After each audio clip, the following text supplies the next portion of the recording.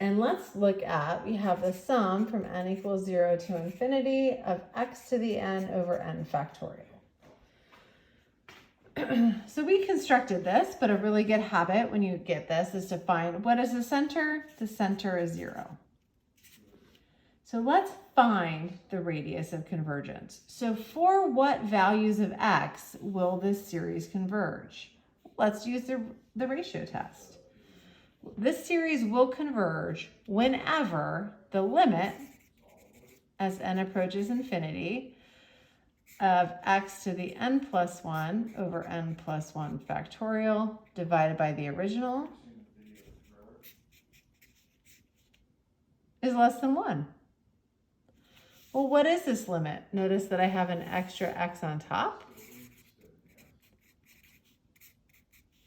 N plus 1 factorial is n plus 1 times n factorial. And this limit, no matter what x value I pick, this limit is 0. 0 is always less than 1. So there is no restriction on x that makes this limit not 0. So this series converges for all x, which means that the radius of convergence is infinity. So we can get infinitely far from 0 in the positive direction or in the negative direction, and this series will still converge. And the sum of this series will be the value of e to whatever x value we put in there. So let's do another one. Let's look at the series. The sum equals 0 to infinity of 3 times x minus 2 to the n. So we haven't constructed this series. I've just given you this series. Where is the center?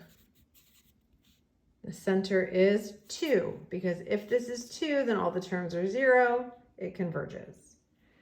But is there some radius around 2 for which this series will still converge? So we take the limit. We're going to use a ratio test. I get 3 times x minus 2 to the n plus 1 over 3 times x minus 2 to the n. Notice this limit is just x minus 2.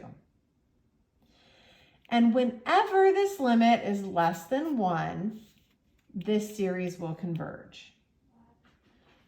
So if my center is 2 and my radius is 1, I'll go from 2 to 3 and 2 to 1. So my interval where this is going to converge is from 1 to 3.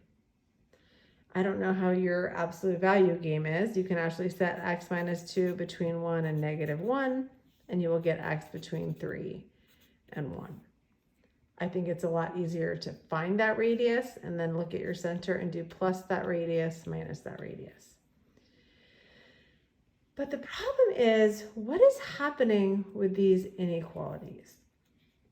Because at 1 and at 3, this limit is 1. And if you remember from the ratio test, when the limit is 1, it's inconclusive. So we actually have to check the endpoints individually. And you'll notice if you plug in 3, you get 3 to the times 1 to the n, which diverges.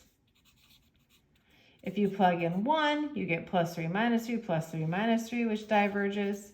So our radius is 1, but the interval on which this series will actually converge is from 1 to 3, not inclusive.